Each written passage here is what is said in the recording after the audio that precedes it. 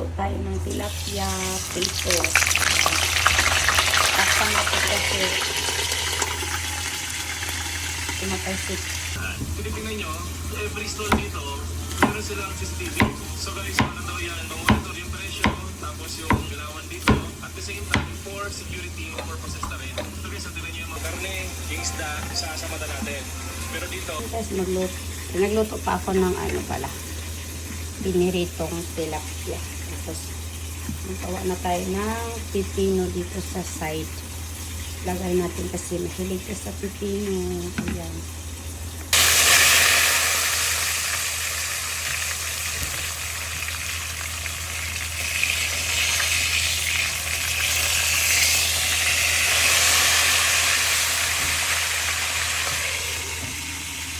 Mukhang luto na ang ating pritong tilapia. Hahanguin na natin.